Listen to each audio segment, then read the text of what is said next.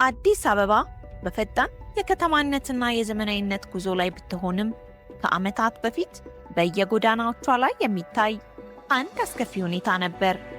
የትንባሆ ጭስ። ከተማችን የነበረበትና ሂደት ታውቃላችሁ። የሲጋራ መኪና ውስጥ እንደተፈለገ ታክሲዎች የጫኑ ማጨስ የሚችሉበት ነበረ። በየመንገዱ ማንም ያጨሰ መሄድ ይችል ነበረ። የታክሲ ማረፊያ ኤሪያዎች ላይ፣ መዝናኛ ቦታዎች ላይ ሰው እንደፈለገ ያጨስ ነበረ። ማጨስም ብቻ ሳይሆን አታጭስ ማለት የሚያስችል ሌጋል ግራውንድም አልነበረም። በወቅቱ አጫሹ ብቻ ሳይሆን የማያጨሰው ማህበረሰብ አብሮ የሚታፈንበት ጊዜ ነበረ። ይህንን ወጥ ያልሆነና ሁሉንም ተደራሽ ያላደረገ የአፈጻጸም ክትትል ለመቀየር የኢትዮጵያ መንግስት የምግብና መድኃኒት አስተዳደር አዋጅ ቁጥር 1112/2011ን አጸደቀ። ህጉን በተግባር ለመተርጎም ግን የተለየ ስልትና የሙከራ ትግበራ ያስፈልግ ነበር። በዚህም መሰረት የኢትዮጵያ ምግብና መድኃኒት ባለስልጣን ዋና ዳይሬክተር ሄራን ገርባ ሐሳብ አመንጪነት አዲስ አበባን ከትንባሆ ጭስ ነፃ የማድረግ ታላቅ ኢኒሼቲቭ በይፋ ተጀመረ። ይህን ኢኒሼቲቭ የቀረጽነው እዚሁ ውይይት አድርገን የጋራ መግባባት ላይ ደርሰን ይህን በደንብ ኢኒሼት አድርገን የተደራጀ እቅድ ከሲቪክ ሶሳይቲዎችም ከአጋር አካላት ጋርም ቁጭ ብለን ተነጋግረን ወደ ስራ ያስገባ ነው። ከዛ በኋላ ግን አዲስ አበባ መስተዳደር አዲስ አበባ ምግብና መድኃኒት ባለስልጣን እንደ ሩቲን ስራው የዕለት ተዕለት ስራው አድርጎ ወስዶት ይሄን ኢኒሼቲቭ በደንብ አስቀጥሎ ለውጤት አድርሶታል። የዚህ ኢኒሼቲቭ መነሻነት ዋናው ከክልሎች ሪፖርት እንወስድና የክልሎችን የአፈጻጸም ሂደት በየጊዜው እንገመግማለን። ይሄን ስናይ በተለይ ዋነኛው ኢንዲኬተራችን የነበረው ወይም የአፈጻጸም መለኪያችን የነበረው እነዚህ ፐብሊክ ፕሌስስ የሚባሉት ህብረተሰብ ብዙ የሚሰበሰብባቸው ቦታዎች ላይ 100% ከጭስ ነፃ መሆን ስላለበት ይሄን እንደ አንድ ኪ ፐርፎርማንስ ኢንዲኬተር ወስደን እንገመግማለን። የሚመጣውን ሪፖርት ስናየውና እታች ያለውን ነገር ስናይ አይገናኙም። ስለዚህ ይሄን ሪፖርት አንደኛ ተአማኝ ማድረግ አለብን፣ ሁለተኛ ትክክለኛ መለኪያ መኖር አለበት፣ ስለመፈጸሙም በትክክል ማረጋገጥ መቻል አለብን። ስለዚህ የአሰራር ሂደቱን ማስተካከል አለብን ብለን አዲስ አበባ ላይ አንድ ኢኒሼቲቭ እንቅረጽና እንሞክራለን። ስለዚህ አዲስ አበባ ላይ ያደረግነው ምንድነው? ሁለት በጣም ለዚህ ተጋላጭ የሆኑ ክፍለ ከተማዎችን መረጥም። እነዚህ ሁለቱ ክፍለ ከተማዎች ላይ ደግሞ በስራቸው ያሉ ከ3 እስከ 4 ወረዳዎች ያሉትን መርጠን ውስጣቸው ያሉ እነዚህ ከጭስ ነፃ መሆን ያለባቸውን ተቋማት በህጉ መሰረት ከጭስ ለምሳሌ ሆስፒታሎች ሊሆኑ ይችላሉ፣ ባር ኤንድ ሬስቶራንቶች ሊሆኑ ይችላሉ፣ ካፍቴሪያዎች ሊሆኑ ይችላሉ፣ የመንግስት ተቋማት፣ እነዚህ ለይተን በዛ ክፍለ ከተማ ውስጥ በተመረጡት 3 እስከ 4 ወረዳዎች ውስጥ ምን ያህል አሉ ብለን አይተን እነዚህን ከጭስ ነፃ ማድረግ ነው። በወቅቱ በተመረጡ ወረዳዎችና ተቋማት ላይ በተደረገ የመነሻ ዳሰሳ ጥናት መሰረት አብዛኞቹ ተቋማት ከትንባሆ ጭስ ነፃ አልነበሩም። ይህም አፋጣኝ ህግ ማስከበር ስራ እንደሚያስፈልግ በግልጽ ያሳየ ነበር። እነዚህን ከጭስ ነፃ አድርገን ለመስራት ከነማን ጋር አብረን መስራት አለብን? ስቴክሆልደሮችን ማፕ አደረግን፣ ከነሱ ጋር ውይይት አደረግን። በተለይ ትምህርት ቤቶች ላይም ትኩረት ትምህርት ቤቶች ከጭስ ነፃ መሆን ስላለባቸው እነሱንም አድርገን ከትምህርት ቤት ዳይሬክተሮች ጋር፣ ከትምህርት ቤት አመራሮች ጋር፣ ከሆቴሎች ባለቤቶች ጋር፣ ማናጀሮች ጋር ሰፊ ውይይት ተደረገና የመጀመሪያ እነዚህን ተቋማት ኢንስፔክሽን ተሰራ። ኢንስፔክሽን ተሰርቶ በተገኘው ውጤቱን ይዘን ከነዚህ ባለድርሻ አካላት ጋር ከግል ተቋማት ጋር ውይይት አደረግን። ውይይት ካደረግን በኋላ የተወሰነ የእፎይታ ጊዜ ሰጠናቸው። ከ15 ቀናት እስከ 3 ሳምንት አካባቢ የሚሆን ጊዜ ሰጠናቸው። አስተካክለው ከተመለሱ በኋላ ሁለተኛ ኢንስፔክሽን ተሰራ። የተገበሩትን እውቅና ሰጠን። ሌሎቹ ላይ ደግሞ እርምጃ ተወሰደ። በዚህ አይነት መንገድ ከሰራን በኋላ ይሄንን ወደ ሌሎች ክፍለ ከተማዎች፣ ወደ ሌሎች ወረዳዎች እያሰፋን መጣን። የትንባሆ ቁጥጥር ስራው በዘፈቀደ ሳይሆን ከተማ አቀፍ ስትራቴጂክ እቅድ ተዘጋጅቶለት በእቅድ እንዲመራ ተደረገ። በቦሌና አራዳ ክፍለ ከተሞች በመደበኛ ቁጥጥርና በግብረሰናይ ድርጅቶች ድጋፍ የተገኘው ምርጥ ተሞክሮ ተደራሽነቱን ማስፋፋት ነበረበት። በመሆኑ ኢኒሼቲቭ በሁሉም ክፍለ ከተሞች እንዲተገበር ይፋ ተደረገ። ትንባሆ ጭስ ነፃ ከማድረግና ጤናማ ዜጋ ከመፍጠር ጋር በተያያዘ ትልቅ ስራ፣ ሰፊ ስራ እየሰራ እንገኛለን። 2013 የነበረው ሞቲቭ የሆነ ትልቅ ንቅናቄ አሁን በመጣንበትም በየአመቱ ለምንሰራቸው ስራዎች በጣም ትልቅ አቅም አጋዥ ሆኖናል። የዓለም የቱባኮ የማይጨስበትን ቀን አስመልክቶ ሰፊ የንቅናቄ ስራ አለን። ከሱ በተጨማሪ ግን በመደበኛ ስራችን የቁጥጥር ስራውን መደበኛ ተደርጎ እንዲሰራ እየተደረገ ይገኛል። አጠቃላይ በአዲስ አበባ ምግብ መድኃኒት ባለስልጣን ከምንቆጣጠራቸው ውስጥ ከ30 ሺህ በላይ ተቋማቶች አሉ። ህዝብ የሚሰበሰብባቸው የምንላቸው ተቋማቶች፣ የምሽትና የመዝናኛ ቦታዎች፣ የትምህርትና የጤና ተቋማት የምንላቸው ሰፊ ተቋማቶች እነሱን የያዘ ከ30 ሺህ ተቋማት በላይ ያለን። እነዚህ ተቋማት ላይ መደበኛ ቁጥጥር ይደረጋል። በተለይ ደግሞ በተቀመጠው ክልከላ አዋጅ 1112 መሰረት እየተተገበረ ነው የሚለውን በጣም በመደበኛ ስትሪክት የሆነ ቁጥጥር ይደረጋል፣ እርምጃ ይወሰዳል። በመደበኛ ቁጥጥራችን እንደው በዚህ 5 ዓመት እንኳ ሁሉንም ደምረ ነው ሳይሆን እንደው በወፍ በረር ያለውን እንኳ ብናይ ከ70 ሚሊዮን በላይ የሚሆኑ ህገወጥ የቶባኮ ምርቶች እንደተወገዱ ነው የሚያሳየው። ከዛ በላይ የሚሆን ይሄ ማለት ደግሞ ይሄ 70 ሚሊዮን የሚገመት ምርቶች ተወገደ ማለት ለህብረተሰቡ ቢውል ምን ያህል ለጤና ከፍተኛ ኢምፓክት እንዳለው መያዝ ያስፈልጋል። የትንባሆ ቁጥጥር ንቅናቄውን ለማስፋትና ህብረተሰቡን በስፋት ተደራሽ ለማድረግ በጎዳና ላይ ኤግዚቢሽኖች፣ በአውደ ትርኢቶች፣ በውዝዋዜና ሙዚቃዊ ድርጊቶች የታገዙ መልእክቶች የተላለፉ ሲሆን የተለያዩ ትምህርታዊ ህትመቶችም በስፋት ተሰራጭተዋል። ይህ የግንዛቤ ፈጠራ ስራ በመደበኛ የቁጥጥር ወቅትም የቀጠለ ሲሆን ማጨስ ክልክል መሆኑን የሚገልጹ ስቲከሮች በየተቋማቱ ከመለጠፋቸው ባለፈ በከተማዋ የሚገኙ ትላልቅ የዲጂታል ስክሪኖችና ቢልቦርዶችም ጥቅም ላይ ውለዋል። መገናኛ ብዙሃንም የቀጥታ ስርጭቶችን፣ ስልታዊ የፓናል ውይይቶችንና ጋዜጣዊ መግለጫዎችን በመጠቀም ይህን ዘርፈ ብዙ የኮሚኒኬሽንና የቁጥጥር ስራ በከፍተኛ ደረጃ አግዘውታል። ህግን ከማሳወቅ ጎን ለጎን ደግሞ በተለይ እኛ የምንቆጣጠራቸው በምግብ በጤና ነክ እና በጤና ተቋማት ላይ ደግሞ ዳይሬክትሊ የቼክሊስት አካል እንዲሆን ጉዳዩ ማለት እኛ ኮንትሮል የምናደርጋቸው አንደር ሬጉሌሽን ኦፍ አስ የሆኑ ተቋማትን አንደር ቼክሊስት ውስጥ እንዲገባ ቶባኮ ፍሪ ማድረግ አንድ ማንዳቶሪ እንደሆነ የትኛው ሞዴል ነው የሚባል ተቋም ብቃት የሚሰጠውም ተቋም ከቶባኮ ፍሪ ማድረግ እንዳለበት በቼክሊስት እንዲቃኝ የማድረግ ስራ ሰርተናል። ከዚህ በፊት እንደምታውቁት በፎካል ነበረ የሚሰራው፣ አዲስ አበባ ላይ በፎካል ነበረ። ስለዚህ ጤና ነክ የሚባለው ቡድን መሪ ያለን፣ ያ ቡድን መሪ ስር በርካታ ባለሙያዎች አሉ፣ ታች ድረስ ቅርንጫፍ ድረስ የሚወርድ 11ዱም ክፍለ ከተማ ላይ። ስለዚህ የትኛውን ቦታ ሲሄዱ ቶባኮ ስራ አንዱ አካል አንዱ ስራቸው። ስለዚህ ከፎካል ወጥተው የማንኛውም የስራ አካል እንዲሆን ተደርጓል። የአዲስ አበባ ምግብና መድኃኒት ባለስልጣን ከሁሉም በላይ ጉዳዩ የመላው ከተማ ነዋሪ ለማድረግ ህብረተሰቡን እኔም ለጤናዬ ባለስልጣን ነኝ በሚል የጤና ቁጥጥር ፎረም በማደራጀት በተደረገ ህዝባዊ ተሳትፎ ዛሬ ተቋማት ብቻ ሳይሆን ከትንባሆ ጭስ ነፃ የሆኑ መንደሮችንም መፍጠር ተችሏል። በሴክተር መስሪያ ቤቶች መካከል ያለው ቅንጅታዊ አሰራር ከቅርብ ጊዜ ወዲህ ከፍተኛ መሻሻልን አሳይቷል። የአስፈጻሚ አካላት ግንዛቤም በከፍተኛ ሁኔታ አድጓል። መናፈሻዎች አካባቢ ያው ብዙ ሰው ይገባል። እዛ በሚገባበት አካባቢ ቆሻሻ መጣያዎችን አስቀምጠን ነበር ከዚህ በፊት። ያቺ ምልክት ለሌላ ነገር ነው የሚጋብዘው። ምክንያቱም ያ ካለ ሰውየው ሊያጨስ መብት እንዳለው ይቆጥራል። አረንጓዴ ቦታ ላይ አጭሶ እዛችሁ መጣል የተከለከለ መሆኑን ፈጽሞ የተከለከለ መሆኑን ለማድረግ ነው ያችን የሲጋራ ምልክት ያለችበትን ሙሉ በሙሉ ያጠፋል። አሁን የሚገቡ ደስትቢኖች ከጽዳት አስተዳደር ጋር ተነጋግረን በአረንጓዴ ቦታ የሚቀመጥ የትኛውም የቆሻሻ መጣያ ላይ እነዚህ ምልክቶች ኮምፕሊትሊ ጠፍተዋል። አረንጓዴ አካባቢዎች ላይ የሚያጨሱ ሰዎች አንደኛ ያው ግንዛቤ ነው የምትፈጥረው ከቅጣቱም በላይ። አንዳንድ ጊዜ በዚህ አይነት ሁኔታ እናገኛቸዋለን፣ አያውቁትም። ስለዚህ ከዚህ ጋር ተያይዞ ያለውን ነገር የማረም ስራዎች ነው እየተሰሩ ያሉት። ይህን ታላቅ ከተማ አቀፍ ንቅናቄ ስኬታማ ለማድረግ ከመንግስት ቁርጠኝነት ባሻገር የሲቪል ማህበረሰብ ድርጅቶችና ባለድርሻ አካላት ያደረጉት ተሳትፎ የጎላ ነበር። ተግባሩ በእኛ ተቋም ብቻ የሚሰራ ሳይሆን ሚኒስቴርም ሆኖ እየተሰራ ይገኛል። የሲቪክ ማህበራት ይህንኑ ተግባር ስቲክ አድርገው ትምህርት ቤቶችን መሰረት ያደረገ፣ ሆቴሎችን መሰረት ያደረገ፣ መዝናኛ ቦታዎችን መሰረት ያደረገ፣ የክልከላ መሰረቱን አዋጅን መሰረት ያደረገ ቁጥጥርና ክትትል ከኛ ጋር ትልቅ አቅም ሆነው እየሰሩ ይገኛሉ። ማቴዎስ ወንዶ ፋውንዴሽን 3 ፕሮጀክቶች አሉን እስካሁን ድረስ።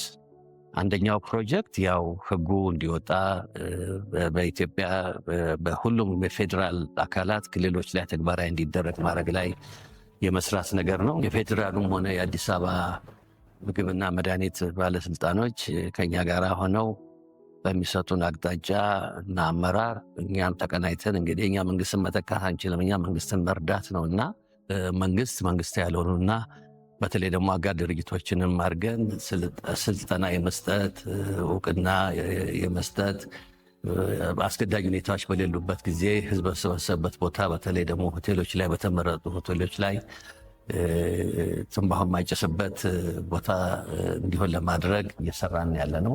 ጤና ልማትና ጸረባ ማህበር ትንባሆ የማይጨስባቸው አካባቢዎችን በመፍጠር ረገድ የሚዲያና ኮሚኒኬሽን ስራ ስለምንሰራ የሚዲያ አካላትን እና ጋዜጠኞችን በጉዳዩ ላይ ግንዛቤ በመፍጠር የማስተማሪያ ጽሁፎችን በማዘጋጀት የዲጂታል ኮንቴንቶችን በመስራት ትልልቅ ቢልቦርዶችን ሊታዩ በሚችሉበት ቦታዎች በማስቀመጥ የማህበረሰቡን ግንዛቤ በማሳደግ አዲስ አበባ ከተማ ላይ ከ2100 በላይ ትምህርት ቤቶች አሉ።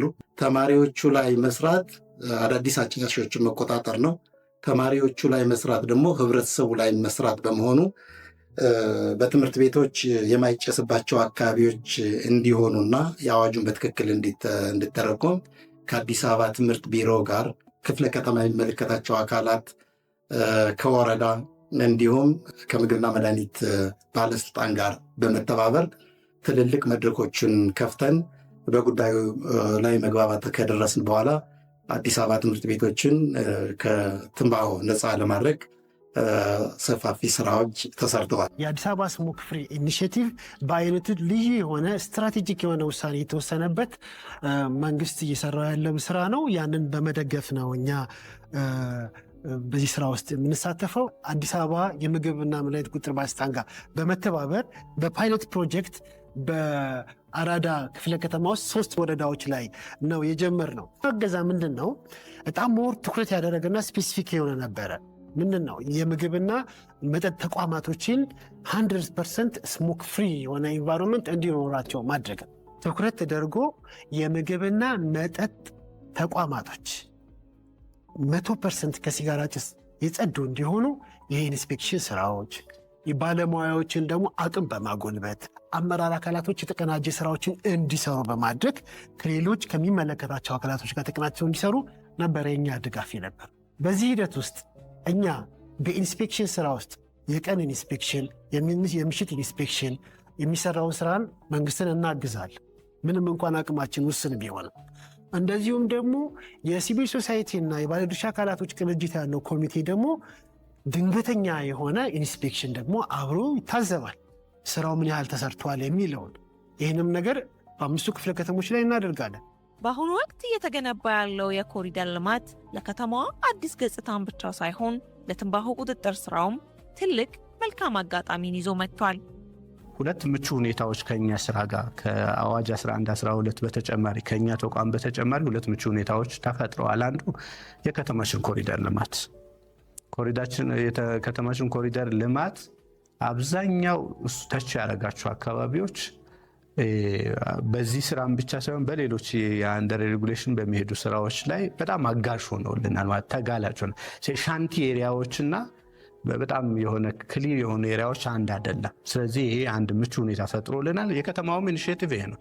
ለይዘዌ ከየትኛው ማደንዛዥ ንጹህ የሆነ ከቆሻሻ ንጹህ የሆነ ውብ ማራኪ የሆነ አዲስ አበባ እውን እንድትሆን ነው እየሰራ ያለው የከተማ አስተዳደሩ። ከተማዋን ለኑሮ ምቹ ከማድረግ ባለፈ አሁን ያለው ጠንካራ ሕግና የማስፈጸሚያ ስልቶች፣ የበላይ አመራሮች ያሳዩት የማይናወጥ ቁርጠኝነት እንዲሁም ውስንነት ያለው ሀብትን እርስ በርስ በመናበብ በአግባቡ መጠቀም መቻሉ ለጉዟችን ስኬት ተጨማሪ አቅም ፈጥሯል። ይህ የተመዘገበው ታላቅ ለውጥ የተቀናጀ የጋራ ጥረት ውጤት ነው።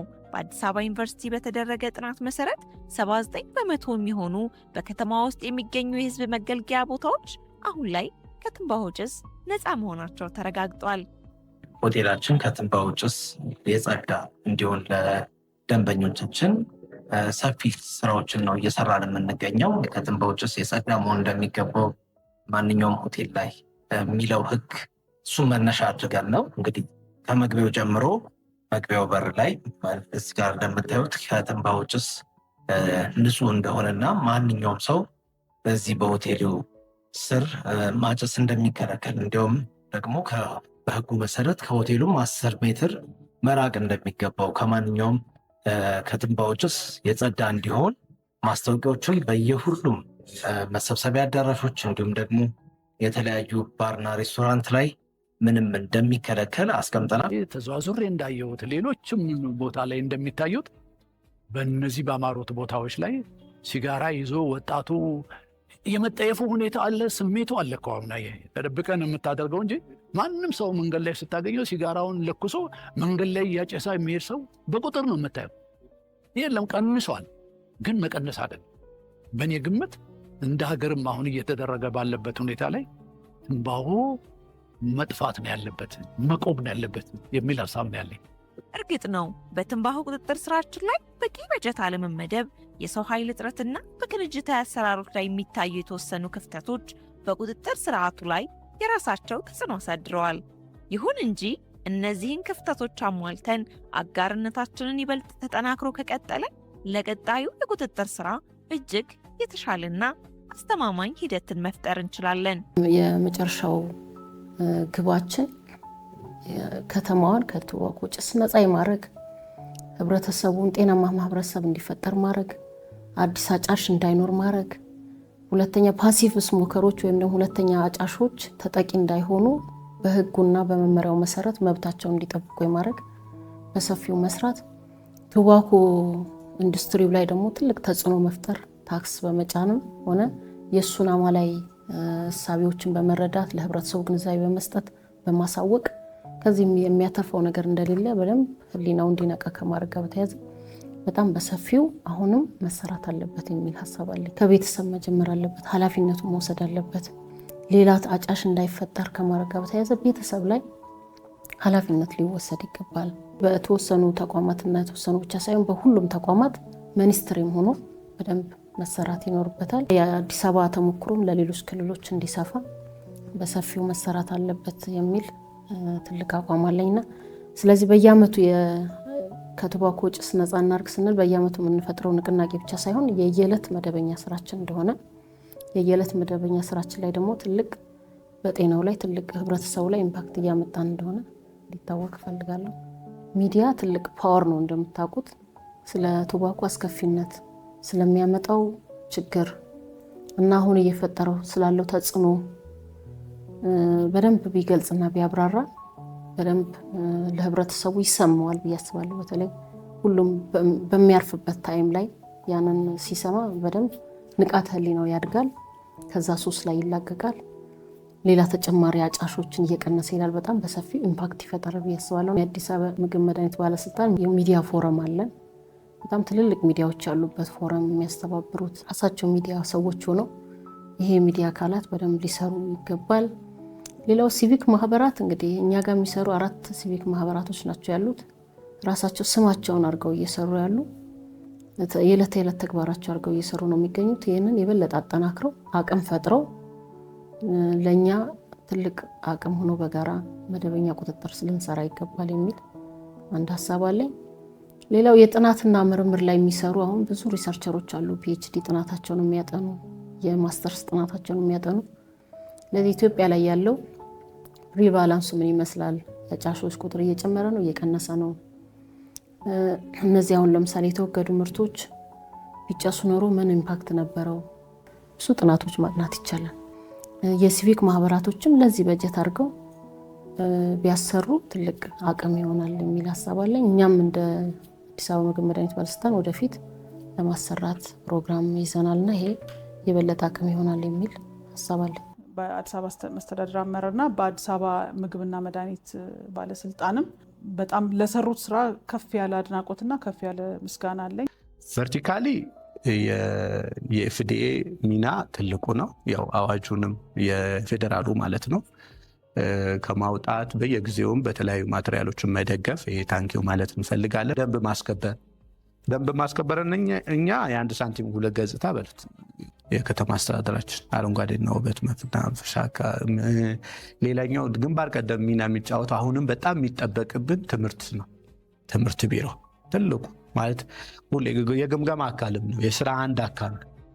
ከተማ አስተዳደራችን ከንቲባ ጽሕፈት ቤት ስር ያሉ እኛን የሚደግፉ አካላት ይሄ ከተማ አስተዳደሩ ትልቅ ድርሻ ያላቸው ነው። ጤና ቢሮንም ጨምረው እነኛ አካላት ልዩ ምስጋና ይድረሳቸው ነው ምለው። ጉዟችን ገና ይቀጥላል። በአዲስ አበባ የታየው ስኬት ለሌሎችም ክልሎች አርአያ እየሆነ ይገኛል። የአዲስ አበባ ምግብና መድኃኒት ባለስልጣንም ከአጋር አካላት ጋር በጋራ በመሆን ከትንባሆ ጭስ የጸዳች ከተማን ለመፍጠር የሚደረገውን ታሪካዊ ጉዞ አጠናክሮ ይቀጥላል።